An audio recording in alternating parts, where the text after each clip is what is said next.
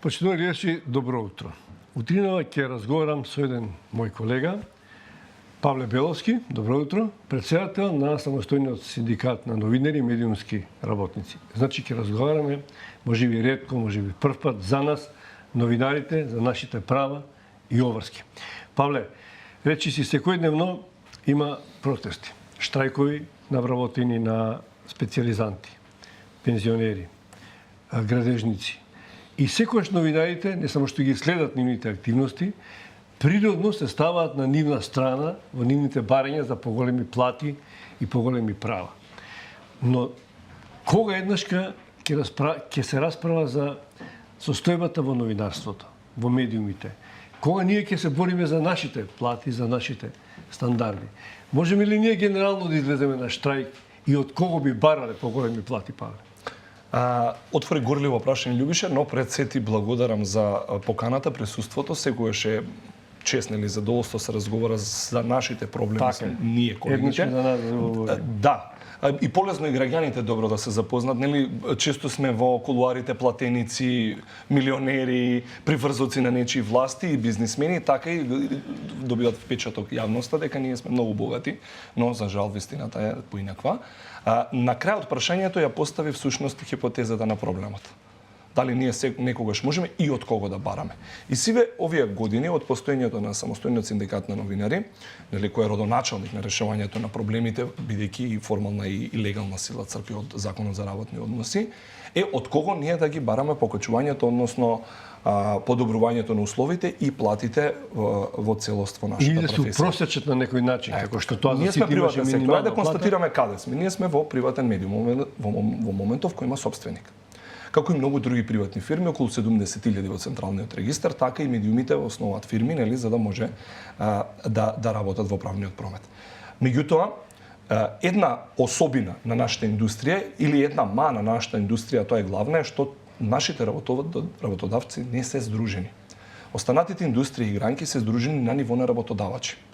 И законот предвидел дека кога се преговара работникот, има страна со која преговара од другата страна на масата. Тоа е работодавците на одредена гранка индустрија или како се понатака се сегрегирани, поделени во стопанството гранките. И владата како потребно. И владата секогаш е медијатор, односно економско-социјалниот совет кој менаџира за да се дојде до што подобар договор и гарант на тој договор дава гаранци. Ние сме единствената меѓу ретките фели индустрии, како и да ги наречеме гранки во стопанството, кои работодавците не се здружени. Значи, фактички ние од другата страна немаме со кого да разговараме. Но тоа законот го предвидел, законодавецот, и рекол може да се подпише посебен колективен договор. Го отварам прашањето на колективните договори затоа што во светот тоа е единственото решение, единствениот документ кој ги гарантира нашите услови за работа дополнително, ги уредува онако како што ние ќе се договориме со работодавачот и сакаме дека и сметаме дека е најдобро за нас, за да бидеме најпродуктивни, но таму нормално може да содржат и глави со кои ќе се втемели одредена почетна средна начин плата, начин на унапредување, формати на опис на работните места дополнително од оние кои се заложителни во Министерството за труд и социјална политика и така. И нашите цели заложби е како да дојдеме до тоа. Претпоставам ова би ти било и второто прашање. Како да дојдеме до тоа? Едно подпрашање. Дали и тие би имале бенефит, да речеме, работодавците, доколку дојде до некаков билатерален или општ колективен договор? Да не биде сега дека ние само бараме и дека они се плашат затоа што ние постојано ќе им бараме поголеми плати. Дали тие ќе бидат безбедни на некој начин за да ги натераме да може да влезат во една ваква законска игра? Можност, игра, точно така. И еве јас последните 2-3 години колку интензивно партиципирам во синдикатот, она што ние им го нудиме кога разговараме, дека најголемата добивка за работодавачот преку колективните договори, поединечните во случајот зашто што не се здружени на гранко, што еднаш да повторам, е тоа што еднаш за секогаш тие ќе го најдобро уредат начинот на работа и тука ќе ги предвидат обврските. Да не забораваме ние колку сме специфични. Ние имаме луѓе зад камера, ние имаме медиумски работници на различни позиции, кои секој подлежи на различни работни задачи. И како тоа, кој закон тоа ќе го земе предвид? Законот за работни односи? Тоа е невозможно. Замислете, во секоја друга професија законот за работни односи да уредува рударот кога ќе влезе во окното, дали во агол под 90 степени да држи хилтата. Тоа е невозможно. Што ако не се доуреди со правилници внатре, правилници во државните институции, јавната администрација, а кај нас во приватните фирми, медиуми, со поединечни колективни договори. И работодавците полека разбираат дека тој е единствениот начин како на еден работник да му се објасни во целост, да му се зададат параметри на неговото работење и да се бара одговорност од него, се бара фидбек. Така што имаме напредок. Меѓутоа, мислам дека работодавците веќе не се плашат дека е време да подпишеме колективен договор. Тоа е една мантра, една свест останата рудиментирана од некои други времиња, кога не се плашеле дотолку дека ќе не платат. Се плашеле кога сме здружени, сме силни. И кај нас, да не го забораваме оној моментот на уредувачката политика, на влијанието кое го имаме, нели? Ако сме здружени, ние тогаш можеме да покажеме и независност. Може и владата да помогне во некакво посредништво. Иако не е незина работа, се разбира, но ако сака да ги уреди односите, можеби таа треба да се собере преку коморите да секој притисок инициира кој би дошол од владата, секоја влада, да не доведеме некого во заблуда. Секоја влада, каде и да интервенира, таа очекува нешто за возврат. Во нашиот случај не е добро за демократијата и јавниот интерес воопшто да се вклучува владата во вакви процеси. Ама тоа ние ќе бараме пред влада. И ние ќе протестираме пред влада. Не, ние ќе протестираме пред нашите работодавци. Ние ќе протестираме пред влада. Бидејќи ниеден градежен работник не протестира пред зградата каде што работи. Не нарушени се гаранции, од некој закон кој веќе постои. За ние да протестираме пред владата или да бараме нешто од владата, ние мораме следново да го направиме. Во Министерството за информатичко општество е пристигнат нов текст на закон за медиуми. Или оној фамозниот закон 2013 декември крај кога се носеше под покровителство на Милена Киевски транспорт и врски. Законот за медиуми тогаш само пропиша, терминолошки опиша некои состојби, меѓутоа ништо не уреди до уреди. Сега имаме нов закон, ќе открие малку работи, под покровителство на ЗНМ се работеше, но синдикатот за она што разговараме ги стави во посебна глава состојбите. Значи ние во новиот закон за медиуми сметавме како синдикат дека треба во описот и дејноста во иднина што би било медиум во подробности, дека треба постои цел корпус на социоекономски параметри, меѓу кои нужно ставивме дека е потребно за еден медиум да се квалификува како медиум и етичка и социјална димензија да опфати, треба да има подпишано колективен договор. Сега ние се враќаме пред владата и велиме да седнеме на маса, да разговараме за новиот закон за медиуми, да ги доуредиме еднаш за секогаш легислативата, за да можеме ние после, апропо таков закон, пак да се вратиме пред влада и да викаме не се спроведува или тоа инклинира, ајде да направиме нешто. Значи секогаш ние сме сметале генерации вие по возрасти се заволја на истината, вие дека може нешто да се дојде од страна. Не, само преку како се работи на запад.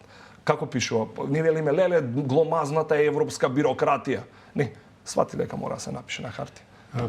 Да се подпишат двете страни. Освен платите кои што се многу битни, бидејќи се сите протестираат за плати. И со право можеби сите сакаме да имаме многу пластично ќе го објаснам ово. Во еден колективен договор би стоело член 3 на пример, ајде нека биде член 1 и 2 опис. Член 3 при вработување на новинар платата почетна не смее да биде 30% поголема од минималната плата законска во моментот. Јас ќе опишам колективниот договор и во дослух со сите чинители во. Знаете зошто? Бидејќи и кај тебе како новинар и овде доаѓаат функционери. Тие велат дека просечната плата во Македонија е 700 евра. Но новинарите ретко кој ја има таа просечна плата, а голем број на новинари постат и медиумски работници. Кога сите би ја добивале, тогаш би имала друга формулација, најчесто исплатувана просечна плата, бидејќи ние сега таа е фиктивна просечна плата што не знаеме кој ја добива. Ги гледаме прибелешките на УЈП на годишно ниво. Тоа има поединци кои земаат до 80-90 илјади евра месечна плата. Но не се, ние точно знаеме. Синдикатот направи длабинска сондажа И еве ги бројките, не мораме да претпоставуваме. 69% се под просечната плата во Република Македонија од вработените во медиумската сфера. А зборуваме за прилика 3240 и нешто медиумски работници, вкупно новинари и останати во нашата фирма. Значи 70% Значи безмалку 70% се под просечната плата, која е повеќе кон се спушта кон минималната отколку што е во близина на просечната плата. Со оглед дека просечната плата до четворка достигна 40.000. Да, и скоро 41.000 денари. Меѓутоа, да не го забораваме, Љубиш, сепак долго време и ти, а ја и сум роден во приватниот сектор. Да не го забораваме клучниот момент, сепак работиме, екзистираме во пазарно општество. Да не забораваме дека пазарот на трудот е фактор кој влијае на раст на платите. Отсуството на кадар, ако сакам медиумите, работодавците да го задржат постоечкиот кадар, кој квалитетен ќе мора да го платат, затоа што тоа го диктира пазарот на трудот. Не можеме да зборуваме за поттик, можеме да зборуваме за развој на свеста, за владини интервенции преку Министерство за МИОА и економија и останатите надлежни, меѓутоа пазарот на трудот си го прави своето. Платите растат. Јас не сакам да бидам малициозен. Растат, меѓутоа растат неволно и мене тоа не ми се допаѓа. Растат под присила. Затоа што изгледа само уште нашиот труд не се цени. Затоа сите сака да станат пензионери. Бидејќи пензиите, особено во нашата професија. Да, пензиите неминуно со сите други пензии растат два пати годишно, се согласува. Се подобрува, швајцарскиот модел дава резултат. Случаи наши колеги се жалат дека платата не им расте, ама нас пензионерите пензијата не расте. Минимално или не, но таа има едно движење. Да бидеме објективни. Реално се трудиме да бидеме објективни, да погледнеме од страната на работодавците, генерално на маркетинг сумата која што функционира и од која што тие треба да живеат. Знаеме дека вестниците пропаѓаат, дека чинат многу, не се читаат, интернет медиумите доминираат, телевизиите, кои што се масивни и вработуваат многу луѓе, и тие треба да имаат од некаде приход и веројатно еден баланс да се направи како кај нив пазарната економија да влие за да може да има поттик. Бидејќи на запад вредните новинари взимаат вредни плати и не се на плата, него земаат некои хонорари. Што е тука првото нуклеусот? Каде е нуклеусот? Еве, и ово го разговарам со нив. Не, имаме средби, имаме моменти. Да, во министерството го разговараме точно. Јас викам ајде да го лоцираме проблемот. Како ние зборуваме, ние често зборуваме за ветер и магла без да го лоцираме точно проблемот, да го опишеме, да го ставиме хипотеза и истражувачки прашања. Каде е проблемот? Проблемот е затоа што ние имаме, ајде да го земеме онаму каде што се парите. Парите се во интернет. Во интернетот. Кај интернетот, во Google, рекламирање на Google, монетизирање на YouTube, така правиме содржини, ево ова сега оди на YouTube. Така, таму се, кај фирмите е многу помалку. Колачот е сведен, сега веќе не е ни веќе ни 20% од вкупниот маркетинг потенцијал на пазарот, не е ни 20% компаниите можноста за одрекламирање. Колачот е седели на многу.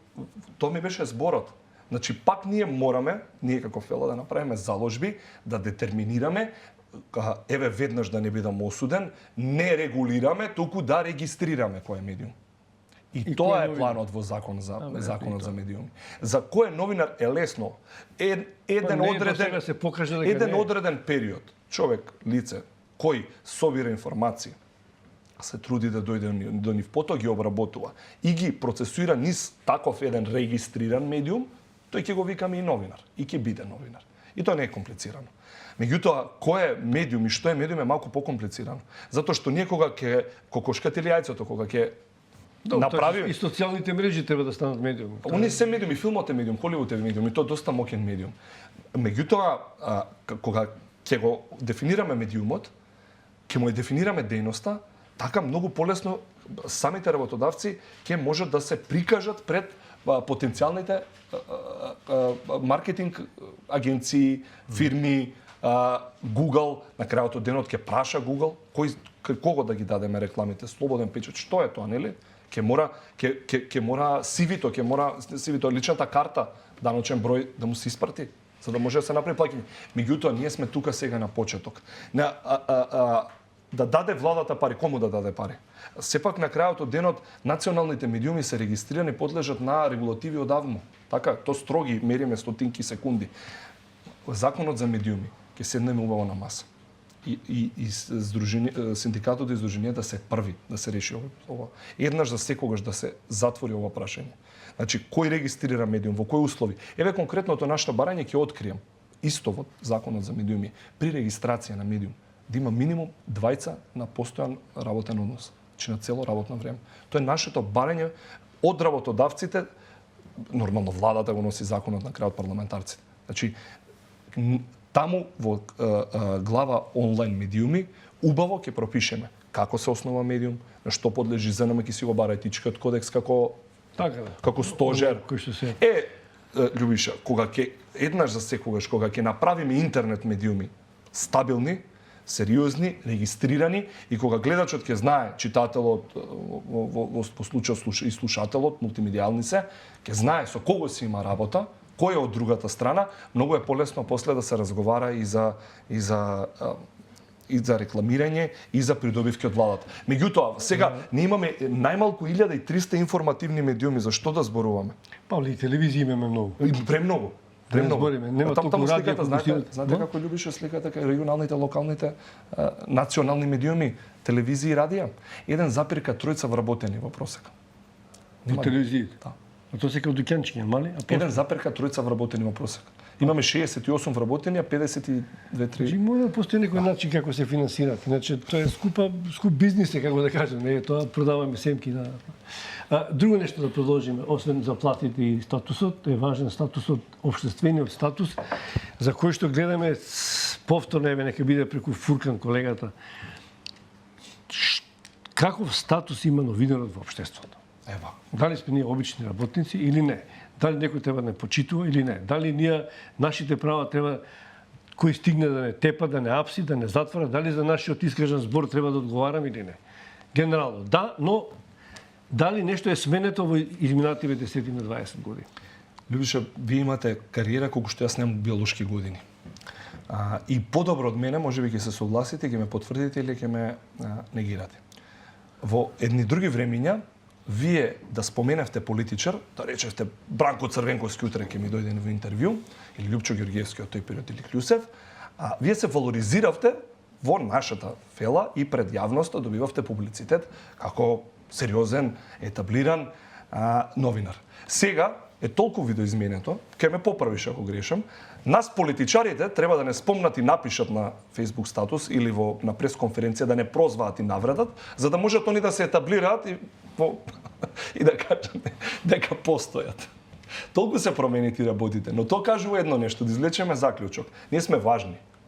Важни сме што ние сме додадена вредност. Ние сме многу поважни. И првпат ние Оти тие се менуваат. Ние работиме цел работен век и сме смениле стотина такви како ние. Веќе ние не ги ни споменуваме и нив тоа ги тангира, нив тоа ги фрустрира.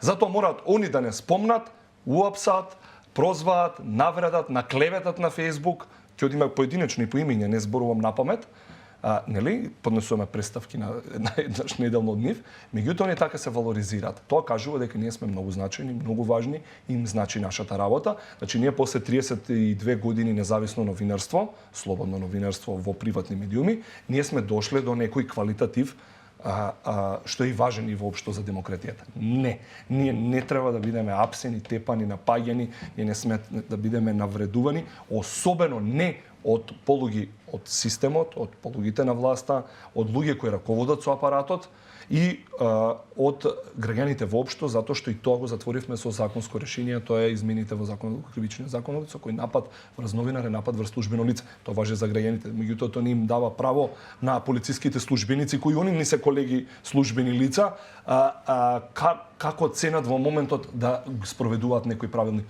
Конкретно во случајот на Фуркан, затоа што таму сме во медијација, морам да признам, имаме технички министер во Министерството за внатрешни работи. Мене ми е многу драго затоа што е 20 на години адвокат и секогаш кога ќе излезе од нормативот, јас го враќам и го потсетувам, меѓутоа вие сте адвокат, ова вака не оди, многу добро го знаете словото на законот, така што сме во комуникација. Одреден напредок треба да направиме. Си зема за обврска Министерството за внатрешни работи, кога токму во случајот на Фуркан ќе превземе 5 работи. Не може да му бидат избришани материјалите од мобилниот телефон. недозволиво, не постои во ниту еден прав. Друг еден може да, таму се направени многу пропусти. Или нелогична ситуација. Новинар За сликата не можеме да специјалист. Па сега се гледа кој не може да диши на земја, колку може, која сила има новинарот да нападне специјалист, а колку специјалист може да нападне новинар. Може 382 и 383 може да може да попречи во работата, може да му попречи друго. Може да му вели да му довикува од страна и да му попречи. И ние некогаш сме самоуверени и протестираме, мислиме дека сме над правото и законот. Не смееме да мислиме така. Не смееме така. Меѓутоа, една дилема од помлади колеги. Дали е новинарот само кога е на работна задача? Дали кога одиме да чекаме ред некнека, како репортери, и пред нас се случува нешто што е вредно, дали можеме се представуваме како доктор? Како знаеме некој е доктор? Нели падне некој во силба му се слоши и некој втрчува, јас сум доктор. Добро, тогаш Истото го правиме и ние и подлежиме на истото. Се случува гужва во кафана. Јас сум новинар и од тој момент кога ти ќе се најавиш дека си новинар, ти вршиш действија, нели, собираш информации, запишуваш, бележиш, снимаш. Значи кога мислам собирање информации, не може да тебе тогаш? Не, од кога ќе кажеш. Меѓутоа ако ти се тепаш во кафана и утре ден кажеш дека си бил новинар, сте се степале со друга група за тогаш ти не си новинар, затоа што не си презел действија. Добро, тоа ши полицај, често во суд, Љубиша, нели следам проблематика судство и таму многу добро се е поврзано со действијата кои си ги презел. Значи Фуркан не прекршил ниту едно етичко правило нашето новина, затоа што он бил се најавил на самите полицајци му кажува: "Јас сум новинар." И од тој момент они треба да бидат свесни дека он врши новинарски действија, снима со мобилен. Така, со тоа што му е прилика. Дури да нема мобилен, може да известува. Секој може да биде приведен и одстранен од одредено место. Дури и за негова заштита. Меѓутоа не да биде брутално фрлен на земја и со притиснат колено. Значи, ние кога го дискутираме ова во медиација со техничкиот министер, за кој ние има огромно разбирање за состојбата, и затоа и превзема одговорност дека во целоски ги испита случај. Па не во јавноста го му рече лажеш. Гледаме како беше таа полемика.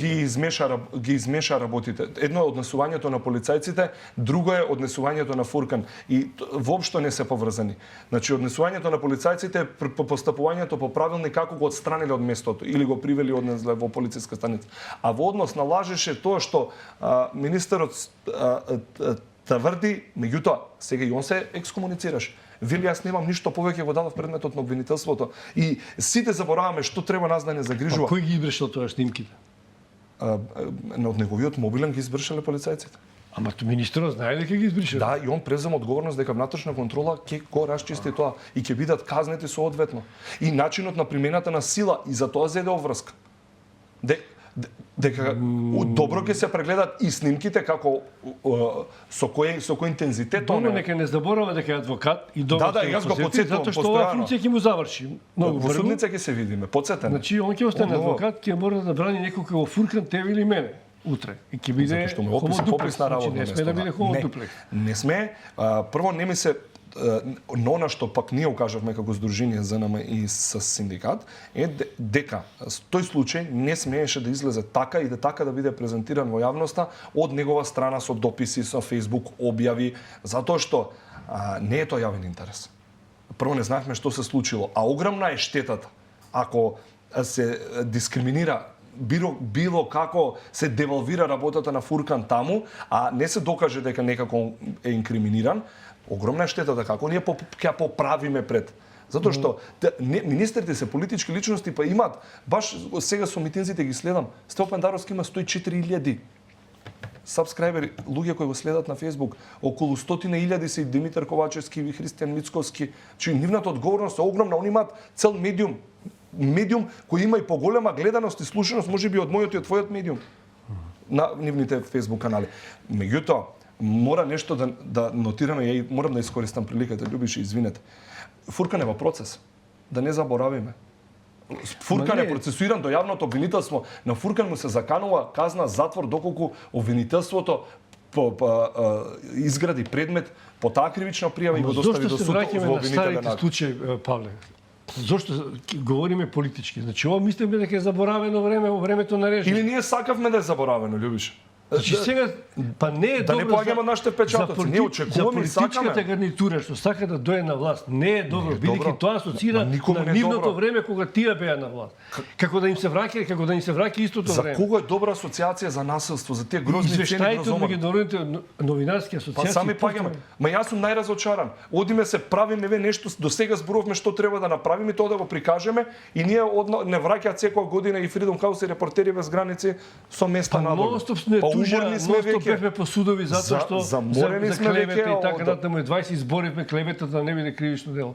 Зошто сега повторно преку вакви случаи? Зошто да протестираме пред полицијата затоа што нешто сме изнели, не сме. На вистина не сакам да верувам и со Фуркан се согласивме тука, не сакаме да верувам и со министерот дека за ова има заднина. Затоа што ова ако има заднина, ние како генерација, вие и ние Љубиша, ние треба веднаш да се испакуваме. Не, тие куферите нека да си испакуваат код куферите. Па ќе не избркат, не можеме на сила веќе. Ние немаме оружје, Нема ние па да слушаме сега военник и не военник, перо. мислам стварно нема смисла. Не е добро не за- сакаме да веруваме за дека општеството и некој за центар политичката интересна гарнитура. група, моќ или од некаква позиција тргнал да се пресметува со нас. Погубно е прво за себе како констелација политичка, како провиненција, како идна политика, а после и погубно за целото општество. Павле, уште нешто сакам да те прашам околу синдикалното организирање, имаме уште 5-6 минути простор. Пред малку говоревме колку Данска ја споменуваш често како пример на Број еден, синдикално број еден. организирање, па веројатно и новинарската фела организирана дефинитивно, таму. Колку кај нас 17,6 од 100 партиципираат во синдикати. Од прилика процентот варира од деност во деност, од струка во струка. генерално, не говориме за Да, новинари. вкупниот е тука. за- Не, за како синдикализмот како правец, односно како Колку? форма на 17%? здружување, околу 17%. Се само има и поточни. Јас ги знам нашите синдикати од тука влегуваме ССНМ околу 16%. Више 16%, значи ние имаме 439 членови, од прилика од 3200 вкупно медиумски. А колку е на запад? Колку е на Данска, да речеме? Данска е како со рекордна стапка, што мислам дека е надостижна, некојаш достигнува од 70 високи до 80%. И тоа е Синдикално недостижно. организирање. Синдикално организирање. Значи, од 100 вработени во една компанија, во приватен или јавен сектор, членови на синдикат се без малку 80 луѓе. Во Македонија од 100 вработени се 16. 17, 15, зависи. Кај медиумите се 16. И ние сме полни, устите ни се полни, треба ова да направиме, треба тоа да направиме, треба вака да направиме. И јас реторички го поставам прашање, а кој тоа ние? 16 од 116, дојдете вие 16. А каков статус имаат? Зошто тоа го прават? Имаат Затоа што имаат гарантирани права, огромни затоа што социјални во општествениот живот и не само кај што работат. Не пред системот. Значи државата толку го гарантира синдикалното здружување и бенефициите и придобивките од него, што граѓаните кои не се членови на синдикат, буквално во Данска, дури таму и уставни расправи се водеа, се граѓани од втор ред. За нив мој термин е втор мој термин, доколку не се членови на синдикат. Ако синдикат, тоа ќе А синдикат, да, имаш мој термин важи за тебе. Ако не си член на синдикат, мој термин не може. Кога ти од мој термин, односно членови на синдикат, ќе завршат во амбуланта, тогаш ти доаѓаш на ред. Па ти не биди член на синдикат таму. Значи таму и државата сватила дека е подобро да ги има сите на другата страна и со нив да води медијација и да разговара, отколку да има распрчкани групи, така? Подобро јас да разговарам со еден синдикат кој има 80%, отколку да имам да ми мешетарат 20 групи со различни интереси и барања. Уште едно потрашање или паралелно прашање.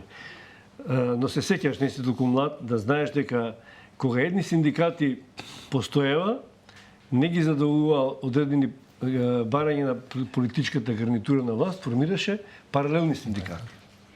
Не сум толку млад. Значи, тоа е една можност која што секојаш нека Имавме власт обид може да... и во нашата фела, те подсетам. Не стаса до име тој иден синдикат. Нели имаше обид? Да. Здружение добивме, синдикат не добивме затоа што кога се уверија колку е комплексно и колку е таа борба долготрајна, постојана, конзистентна, се откажа. Ако имаше обид.